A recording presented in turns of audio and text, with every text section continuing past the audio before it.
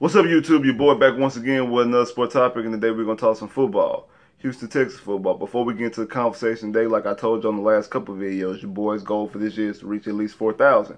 Before I get to 4,000, I need to get to 3,000, 2,000 first. And last time I checked doing this video, I'm at 1,550. So, like I say, like, share, subscribe if you haven't already. Let people know that you, let your friends know, anybody know that likes good sports conversation. Don't have to just be Texan fans. Don't have to just be Magic fans. Don't just have to be football and basketball fans. I got other stuff I'm planning on doing, but I need the channel to get a little bit bigger, just a little bit more, before I can start doing the unleashing some of the things I want to unleash. Like I said, so like, share, subscribe.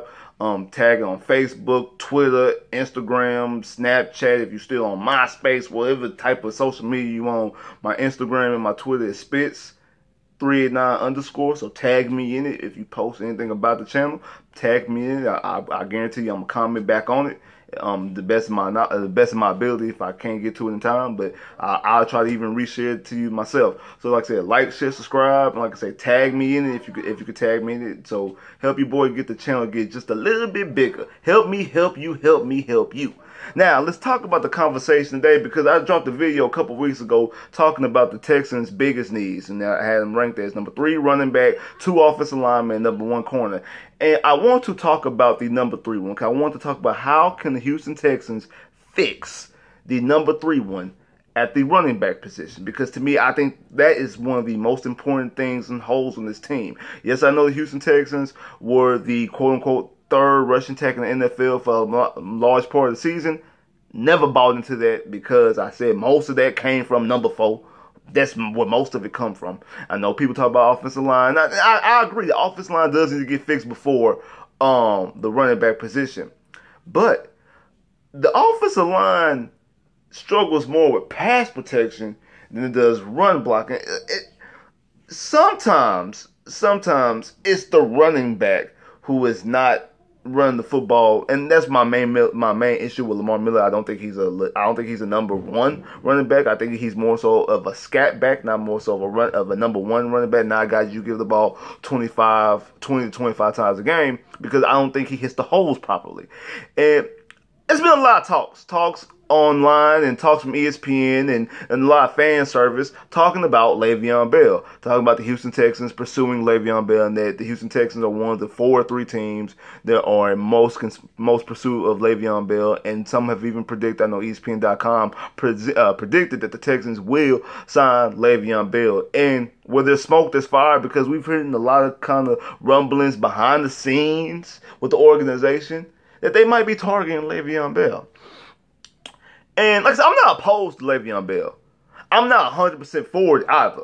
Yes, during the season, I did want to trade for Le'Veon Bell, but that's because you're in the midst of the battle of the year, and you're like, okay, during the season, you pay premium for guys during the actual season because you're trying to go forward with the season. Like, during the offseason, we would have never targeted Demaryius Thomas, but because of the injuries and what happened, we needed just another receiver guy to help us, so we went after Demaryius Thomas. So, even though I think we really should went more after Deshaun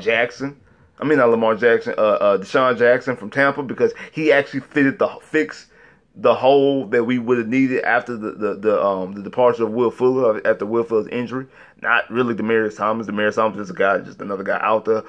But like I said, we already know what's going on behind the scenes. The quote unquote gang affiliations with him that brings him. And also, you heard people talking about the Tampa Bay wasn't trying to move Deshaun Jackson. That's bullshit. I think if you offered them the right deal, they would move Deshaun Jackson. They know they weren't going to the playoffs. But people want to talk. So I brought up Le'Veon Bell during the season. Yes, I've been full for it. You had to trade number 2 to bring him in to help you in for the season. Yes, that's cool. I don't want to pay him Todd Gurley money. We see 26, 27. He got a lot of trail in the ties. He got a lot of carries his last year in Pittsburgh. But he is a good running back. He is, and like he is one of the, when he's on, he is one of the top 4 or 5 running backs in the NFL. I mean, he brings you exactly what you had with Arian Foster. He can catch out the backfield. And that's something that's a dynamic that we desperately need here with this Texans offense. That also helps out Deshaun Watson, gives him quick little passes, quick little screen passes, things of that nature. But the running back that I actually would have targeted Um, Me personally, I would have targeted is off the market now because the Browns just signed Kareem Hunt. Now I already knew there was a long shot, coming in that Kareem Hunt more than likely wouldn't be a Texan. But my only thing with that is that because Bob McNair is the guy who brought football back to Houston. He had all these other businesses that he had prior before he was able to buy the Texas franchise and create the Texas franchise. He was already a successful businessman, and he's also got crowned the guy who brought football back to Houston. His son Cal didn't create those businesses. He worked a little bit before his dad brought him in. Before his dad brought him into the Texans, and now he's running the Texans. So he doesn't have a mark. And I thought that maybe, this is me just wishful thinking, spitballing, that maybe he'd be a guy, you know what? I want to at least, if I don't have a staple, my staple I want to be is the person who brings a championship to Houston. Or at least a championship appearance. Remember, we have not been to an AFC title game as a Texas franchise, and no football franchise has been to a Super Bowl in the city of Houston. So I thought that maybe he might be on that thinking of, I might have to cut some corners, do some things, think outside the box, do some things that my dad probably wouldn't have done. My dad probably be angry about and frown upon. But my thing is to try to win a championship. So if I gotta get my hands dirty a little bit to win the title, to hold up that Lombardi Trophy, fuck it, I will. So that's why I was thinking that maybe, hopefully thinking that he would think like that. But, who knows? He might have. He just a day late and $1 short because the Browns signed him to a 1-year, $1 million deal, which, in my opinion, is a win-win situation for everybody. And they got a running back in Chubb that they just spent a second-round pick. So Kareem Hunt is going to get to spend a year in football, and that's going to be another year removed from the incident. That is going to think people are not going to think about it anymore. And if he balls next year, if he has some good games next year and Cleveland is a dynamic offense, he probably get a payday somewhere else. So it's a win-win situation for everybody. It gets Cleveland.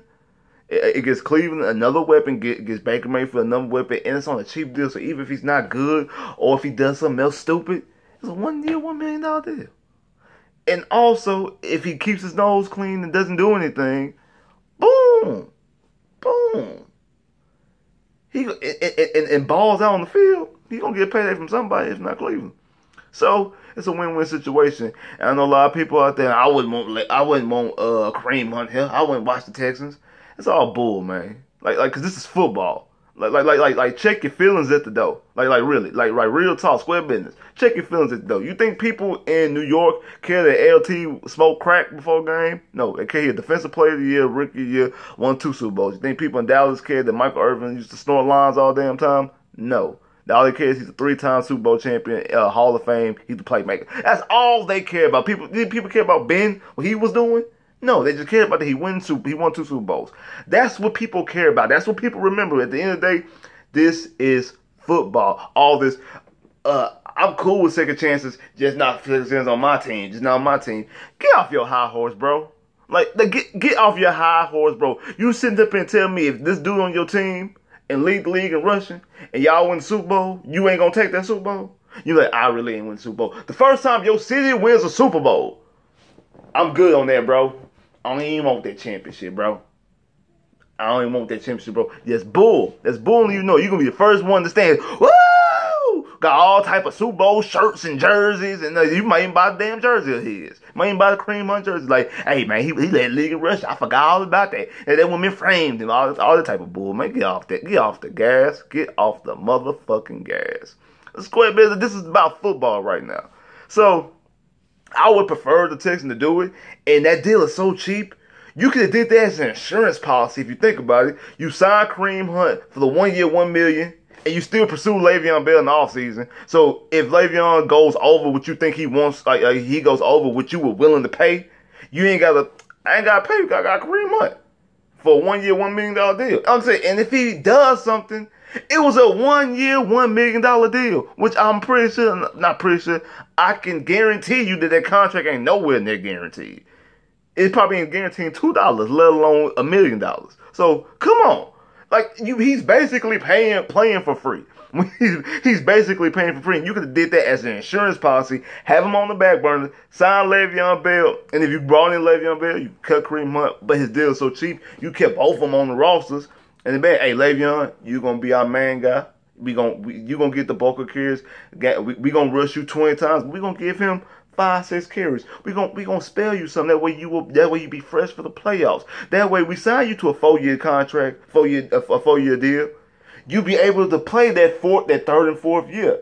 We ain't got to just play you. We not just gonna play you the first 2 years and then cut you after 2. You gonna get to play the longevity of that contract. Bing! That's all the money. Cause remember, football is not guaranteed contracts. So if whoever signs Le'Veon Bell, more than likely Le'Veon Bell won't see that last like Lamar Miller. Lamar Miller more than likely will not see this last year on his contract. Because we can cut him and save $7 million. That's going to happen to Le'Veon. Especially if he's not productive. If he signs a big contract, more than likely, they're going to front load it. And he's not going to get, more than likely, if he's not living up to that contract, he's not going to see year 2 and year 3 if it's a 4 to 5 year deal. He's not. Now, if he's out there leading the league in rushing, the number 2 in the league in rushing, in all pro type, you win the Super Bowls, then maybe.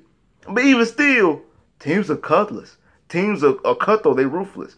And in 3 years, you got to pay Deshaun. You got Deshaun's 3rd year coming up, his 4th year, and then you got the 5th year option. So you got 3 years to spend money. So this is the time to spend money. So you can take the cap hit for Le'Veon. But I'm kind of hesitant.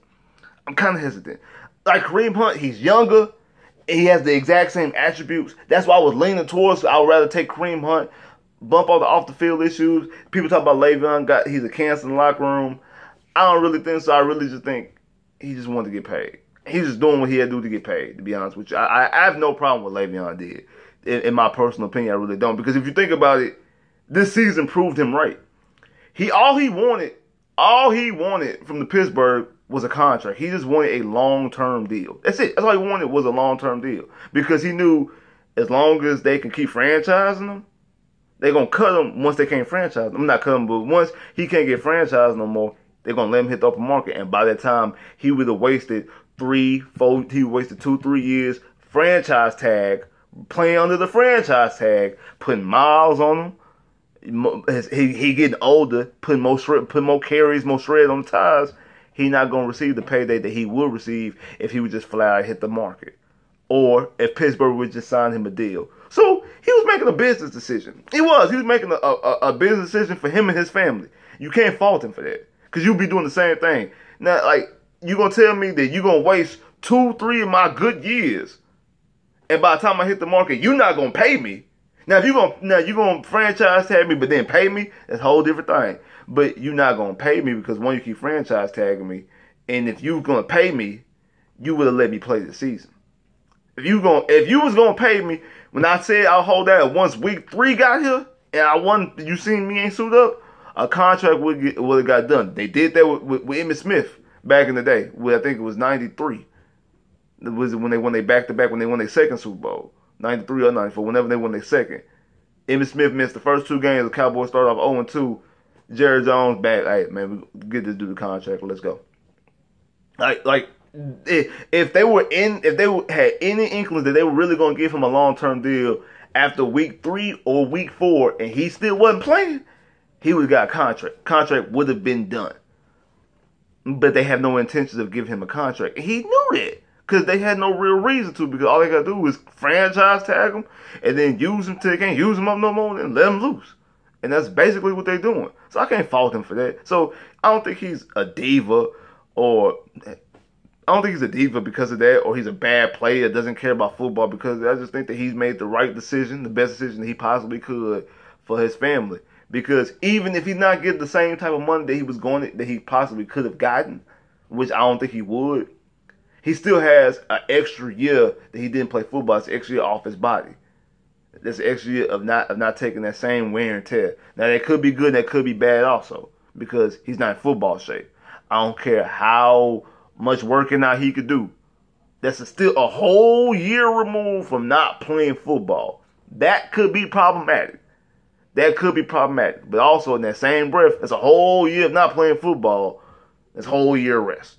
So it's a double-edged sword. It could be good, it could be bad. I don't know how his body is, but it could be good and it could be bad. So whatever team signs him, just going to wait and see.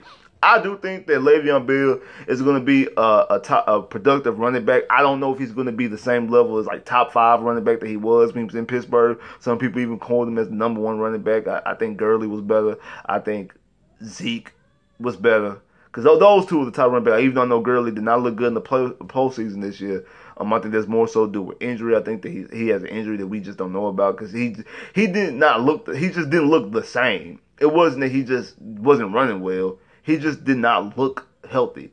And, then you still got Alvin Kamara. You still have Saquon, because Saquon looks like he's probably going to be the number 1 back in the next 2 years. And then you got Kareem Hunt, who led the league in rushing last year, who stupidly did what he did and got cut. And now I just can't wrap my head around it, that he got signed for a 1 year. I knew he was gonna be cheap. I knew that. That's another reason why I'm like, no, you can get Kareem Hunt. He gonna be cheaper because ain't nobody really gonna be touching him like that. So he gonna be cheaper. But $1 million, I did not think it was gonna be that cheap. That's basically nothing. The only thing that could have been worse was the minimum, the very minimum. That's the only thing that would have been worse. That's the only thing that would have been cheaper. Other than that, like, he's basically 1 year, $1 million. That's basically it. He's basically playing for free. And I'm just like, man, that's something that I think the Texans should have explored. I understand the fan base might be mad, but they're only going to be mad during the signing. Because once he started rushing and scoring touchdowns, no one's no longer mad. And nobody even cares. People don't think about it. Who thinks about Joe Mixon? And Joe Mixon actually sucker punch. He actually laid out that girl at the restaurant that they was at. He actually laid her out, punched her, cold-heartedly.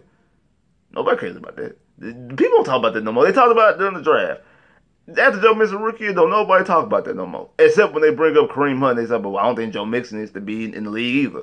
Other than that, nobody talks about that when Joe Mixon scored a touchdown. Nobody says, "And the guy from Oklahoma who punched a woman in the store." No, they just say touchdown Joe Mixon. That's what they do. Nobody's gonna Kareem Hunt. His first game, they're going to be talking about it. They will. And that's the same thing about Kaepernick. And they're talking about they're talking about how the media, after the first game, nobody's going to care. The only reason why people are going to care the first game because it's the first game. After that, nobody cares. Same thing with the injury. Deshaun had ACL injury. First game, they talked about the ACL injury. After that, nobody talks about it anymore unless it looks like it's bothering somebody. They don't talk. Once they come back from injury, they talk about it that one time, and that's it. Nobody talks about it anymore. The same rules apply. When people start understanding that and getting that through their head, you can start making better football decisions instead of running around in circles like a damn dog chasing his tail and wondering why you get knocked out in the first round by a team in your own division at home, embarrassing you. Like, share, subscribe if you haven't, comment below if you haven't, click that bell, get more videos. I holla.